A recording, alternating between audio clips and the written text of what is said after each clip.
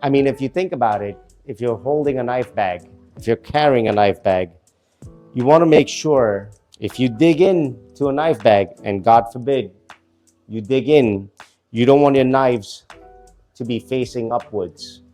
You want your knives to be facing downwards, so that if you're not looking, if this is your bag and you stick your hand in the wrong position or in the wrong hole, you don't want to be hurting yourself.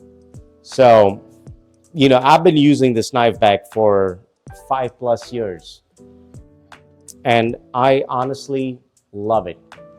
There's a little leather patch in the bottom, and I designed this for a specific reason.